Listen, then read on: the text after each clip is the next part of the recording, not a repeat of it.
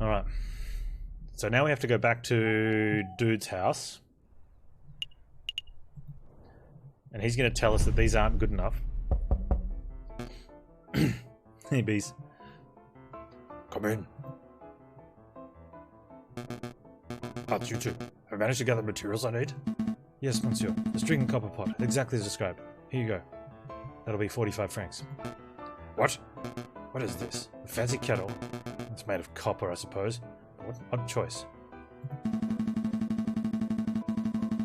It's a little tricky to produce the necessary items. With a bit of asking around, we managed to find suitable substitutes.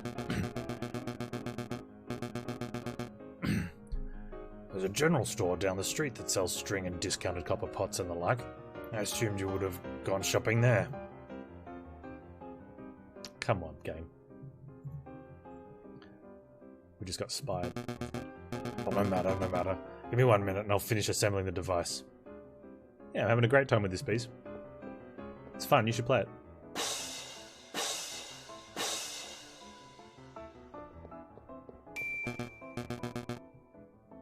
Ta-da!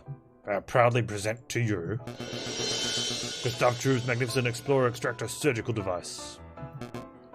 Trademarked, patent pending. It looks like a pair of kitchen tongs hooked up to a stewing pot. Agreed. I was expecting something low-tech and, well, bad. Perhaps a demonstration is in order. 1 moment, if you please. Psst, Falcon. That thing looks like junk. This whole fetch quest has been a waste of our time. I suspect the man was delusional from the very start. Would explain why he's being treated by a mental health professional.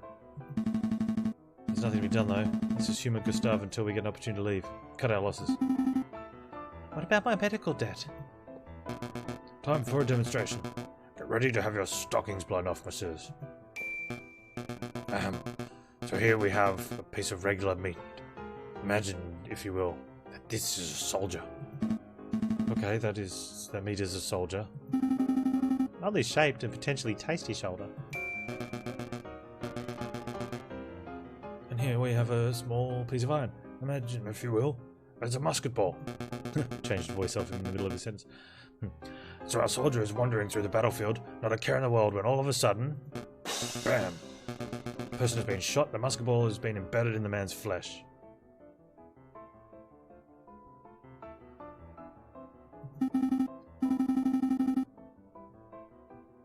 I'm scared, Falcon. He slammed that metal into the meat like a madman.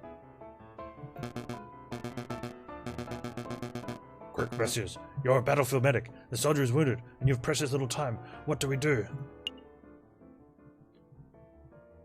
Mouth to mouth. Battlefield surgery. Well, I'm no surgeon, but I think most doctors would feel around for the musket ball fragments, and then carefully use a scalpel. How archaic, how slow, how imprecise. Now I hear you wondering, Monsieur Truve, surely there must be a better way. I wasn't. Well, wonder no more. Behold, the Explorer Extractor. Watch as I power up the device. And then as I move the detector component over the meat... Is that humming? It is, monsieur. When the electromagnet component of the Explorer Extractor detects a piece of iron, the device vibrates and emits a soft hum. I must say I'm actually impressed, monsieur. I don't know Fractal Zero. If I did know and the answer was yes, then I'd pronounce it like that. Device that can detect metal beneath flesh. That's innovative. Never heard of such a thing before. Yeah, but why limit to battlefield surgery? You could repurpose that thing to be some sort of treasure hunting device. That would make you really rich. Hold your horses, messieurs. Hold your horses, I'm not done yet. Only seen half the device's capabilities. Exploration part. Now you can witness the second part. Extraction. Did that thing just... Yep. Suck the bullet out like a pip from a grapefruit. Behold, original piece of iron, removed swiftly and precisely from the flesh. What do you think? Pretty revolutionary, huh? I think that meat looked a lot less appetizing than before. It's practically exploded. I have no idea what to think. Monsieur Trouvé, you are a strange and mildly terrifying individual. Yeah, that does sound a little better. But I cannot fault the innovation of your device. We shall pass it along to Dr. Fowler and let him decide its worth. Exploration extractor has been added to your evidence folder. Oh, thank you. I'm sure the good doctor will approve. I'm hungry. Oh man, it's like KCD all over again. Let's pick up some steaks on the way back to the office. Let's not.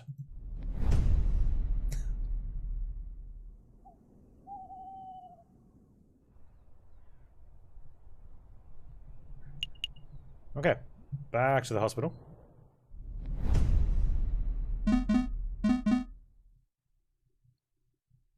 Ah, you've returned. Were you successful? Well, Monsieur Trouvé didn't have any money. He did give us something he claimed to be extremely valuable. Go ahead, take it. He said that you could keep it. what is this? Monsieur Trouvé called it an explorer extractor. He said that it would revolutionize the medical field.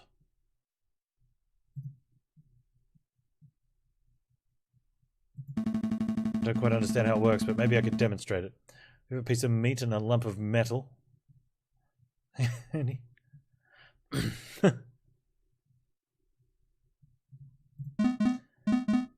your Falcon? What's your Sparrowson? I said you were to retrieve owed money.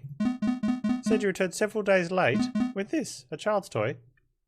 Several days? Just forget it. Forget the whole task. It was foolish of me to rely on private attorneys, and it was foolish of me to assume that crazy inventor would produce money when asked. Keep your toy. Good day, messieurs. So we're doing a discount on my bill, Dr. Fowler? About that discount. Oh, he's gone. Sorry, Sparrowson. Didn't look like we're getting a discount. There go my year's wages. So, what do we do now? Back to our investigation into the Croque Monsieur and the rebels, I assume? We've wasted precious time on this fool's errand. We should never have come to the hospital. That was very bad for us. Okay. It cost us 4 days? No, it cost us more. Hospital visit. Old guy visit. 2 days at the thing. Back at the old guy's place. It cost us 6 days. So we're starting pretty much a week late. Sparrowson, why'd you have to eat that stupid candy bar wrapper? And we have no idea where we're going for anything.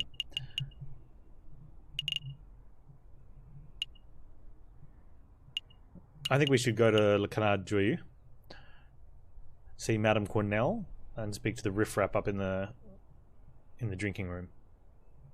Or we go see R&M. Let's do that.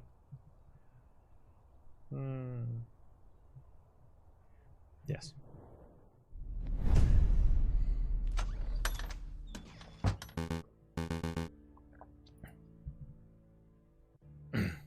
Well, this is most unexpected. Monsieur Falcon, Monsieur Sparrowson. I believe this is our first time meeting without disguises and pretenses, as it were. Oh, but first things first. Marcy, would you kindly fetch our guest some tea? Of course, Monsieur Phelps, of course. Messieurs, what sort of tea would you like? Chamomile? Darjeeling, maybe? Coffee? Let's get some Darjeeling.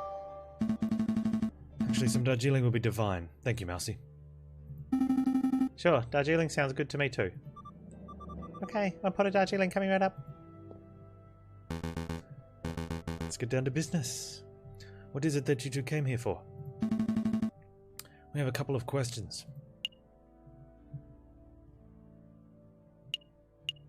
Have you ever heard of a person called the Croque Monsieur? And no, we aren't talking about the sandwich, unfortunately. The Croque Monsieur. You're referring to the black market salesman, the man who claims to be able to procure anything, no matter how illegal?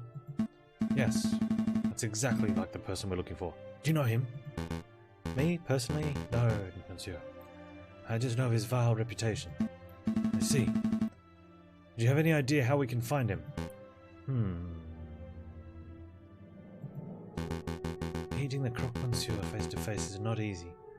The man doesn't make himself known to just anybody after all. I know. I shall do a little investigative work of my own. Come back in 3 days. I will tell you where and when you can find the croque monsieur. That's an enormous help. Thank you so much, Monsieur Volps. Of course, there is a price. A price? A price? It's just a small fee. A mere 30 francs. Hey, we saved your derriere over that Prince de Wine business. Is there any way to show your gratitude? Monsieur Volps, you must understand this is no personal errand. We're investigating on behalf of king and country. I'm sure your intentions are noble, Monsieur Falcon. But I'm running a business here. The fox has to eat. 30 francs, and I guarantee I will find you the croque monsieur. That's my final offer. What do you say? We're doing it because I don't want to come back and do it again. Here you go, monsieur. Very good. As I promised, return in 3 days or later, and I will tell you where the croque monsieur can be found. Rest assured I'll take my end of the bargain with care and diligence. Expect nothing less. Thank you, Monsieur Volps. It's my pleasure. Was there anything else you wanted to ask? Yeah, where's that tea? Monsieur Volps, have you heard any rumours of an uprising? Of course. These days a man can't walk into a tavern without hearing angry men whispering about the violence of revolt. I said we should go to the tavern. Go to the tavern next. I dare say Paris might find itself in the midst of yet another revolution before the end of winter. But what can you tell us about the dissenters specifically? Do you know where they are meeting? I'm afraid I only know what you can read in the papers, monsieur. I know anti-government protesters were meeting out the open until the government clamped down on large public banquets. With the banquets gone, who knows where the dissenters went? I see. Perhaps I can assist you with something else. No, that's all. Oh, that sounds fun, Beast. That's all. Have a pleasant day, Monsieur Volps. As to you, messieurs. Where's Mousy with our tea? Tea's ready, Monsieur Volps. It's ready. I'm afraid you're too slow, Mousy. Oh, bother. Alright.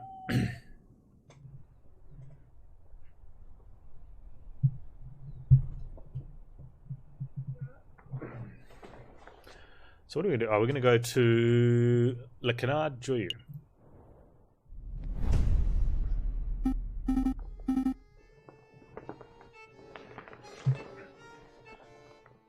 No, no drinking. Bad Falcon. Calm down, Sparrowson. I'm here for information. Taverns are the first place people go to moan about the government. Therefore, they're perfect rebel breeding grounds. Makes sense. Oh, that makes sense. That's what I said. Alright.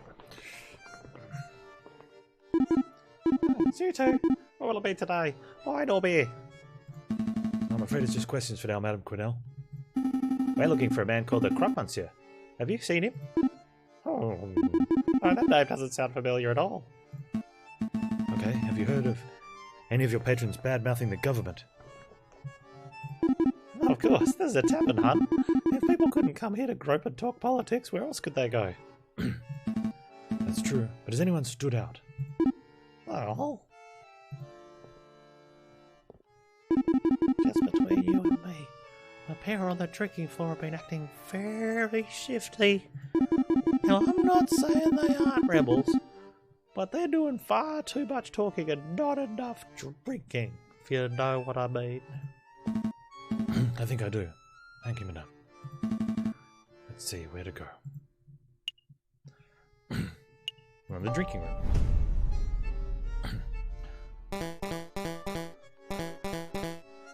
And that's when Mademoiselle told me to put the order in.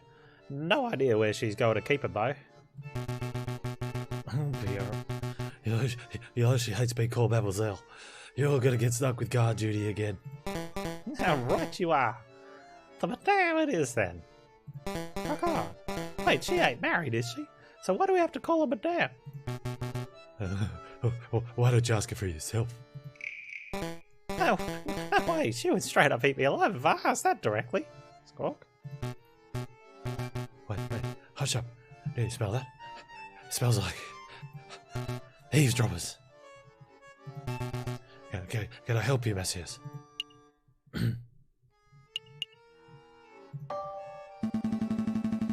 were you just talking about? Before we rudely interrupted. I would like to include you in our conversation, but to be perfectly honest, I don't think it's any of your business. That's not what he was talking about. Well, I suppose it isn't our business. I apologise for asking, monsieur. Quite alright. No harm done.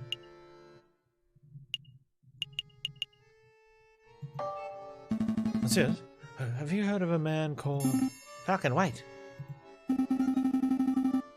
There's a slight chance these guys might be rebels, right? So if we ask directly, they might be scared off. Good point. I'll try to keep it subtle. Subtle with Sparrowson around.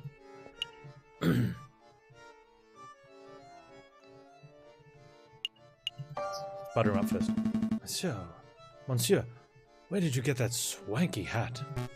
Huh, this old thing. It's just a regular cap I bought from... Oh man, someone finally noticed me. Awesome, Matt. I've waited for years for someone to notice it. Look at this thing. Who's a pretty Polly? I'm the prettiest Polly.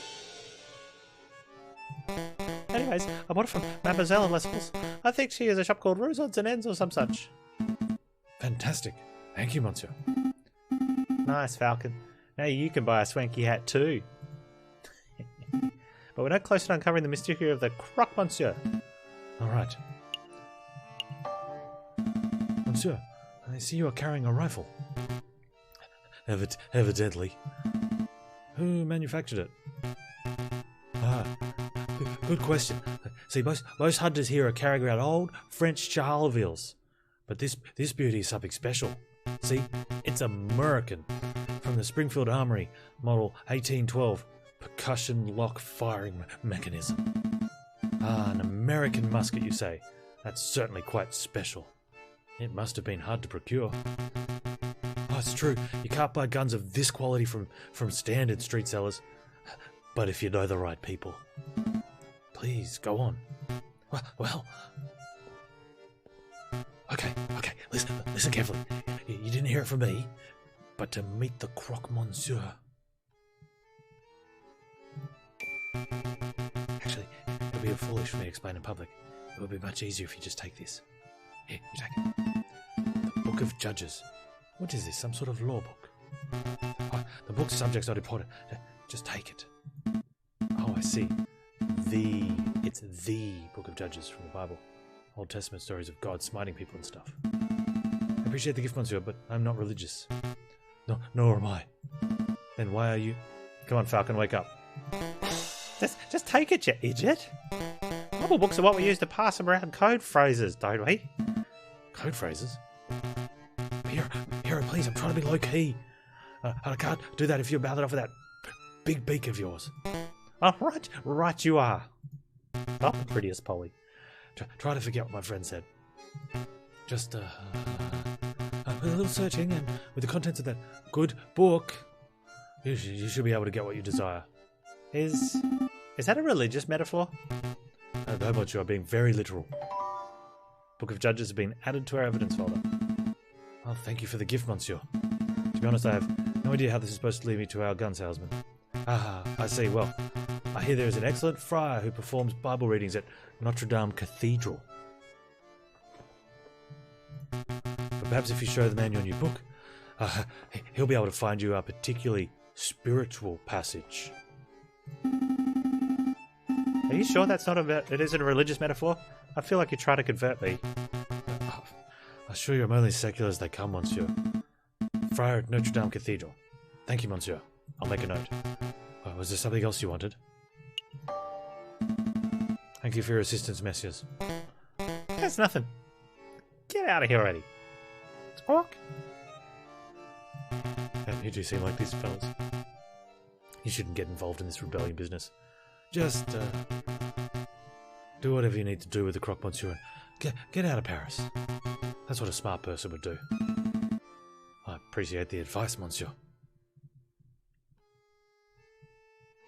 Alright, we can leave. Are we ready to hit the road? Yep, let's go. Alright. Notre Dame.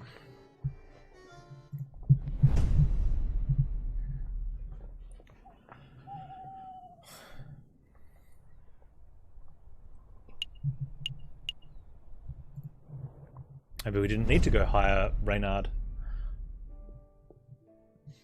Falcon and Sparrowson step into the grand atrium of the Notre Dame Cathedral. Scuffling lines much of the crumbling outer wall. Unperturbed, a handful of devotees are silently kneeled in thought. Here for a little bit of prayer, are we, Falcon? I had no idea you were a religious type. Don't be silly. I'm following up on Fontaine's lead. Must find our mystery friar. Do you think that's a hunched-over fellow over there? I bet it's him. He looks super suspicious. Could be. Let's show some tact. Excuse me, Monsieur Friar.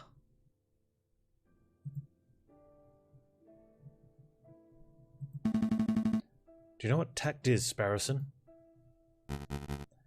Welcome, my brothers, welcome. All are welcome under the roof of the house of God. Are you here to confess your sins? Or perhaps you wish to join in our services? Friar Remus?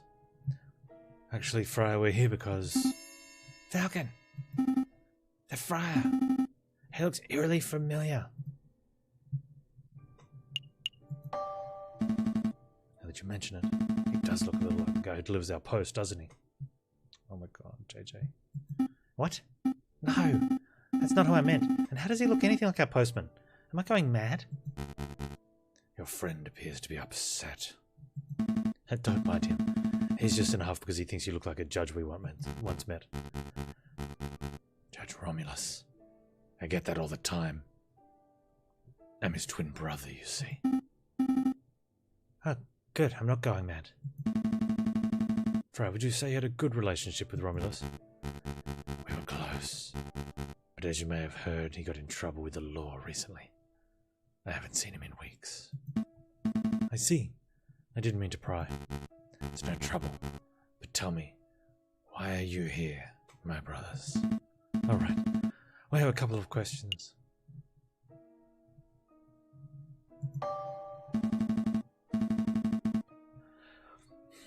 What's with all the scaffolding?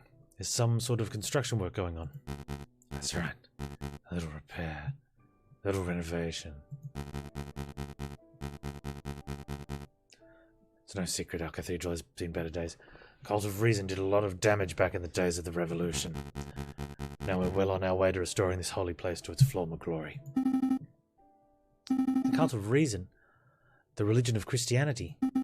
Hey Falcon, what's the difference between a religion and a cult? Don't be rude, Sparrowson.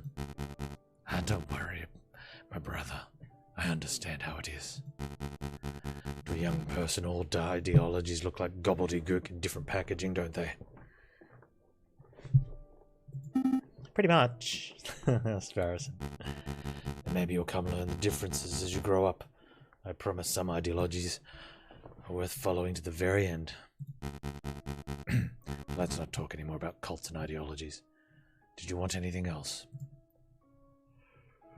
Have a look at our book. Friar, we have something we'd like to show you.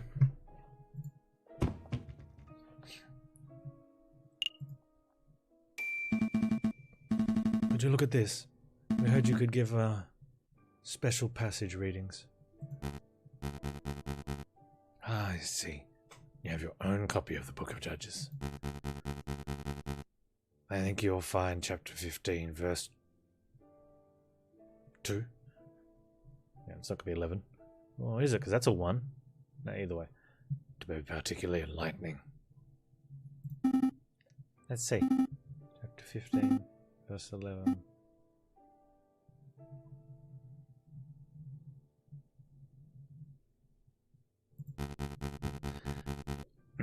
This chapter follows the journey of Samson, the heroic judge with divine strength.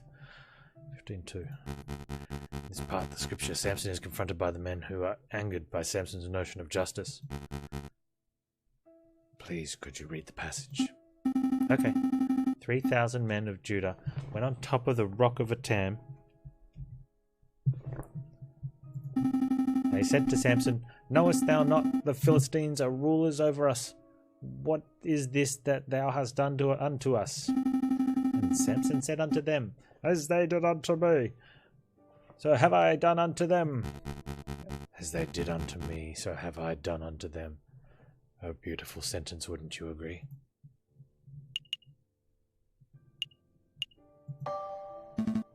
poetic. A beautiful summation of justice. You understand the passage. That's delightful to hear. Yes, Samson was a great judge. Not a judge of today who sits on a high chair and files endless paperwork, but an old judge, a holy judge, a Shofet. Shofets were to be admired and feared. They made their own judgments and dispensed their punishments. I'm starting to ramble, aren't I? Can I just go back to the point?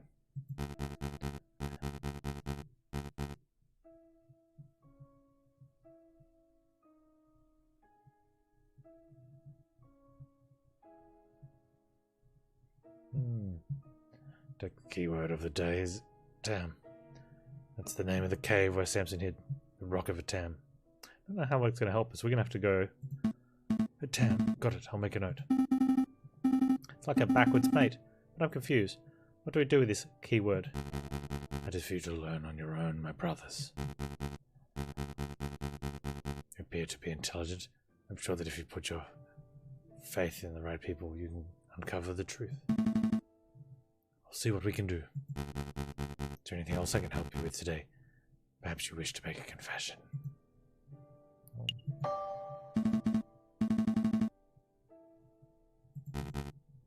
Go in peace, my brothers.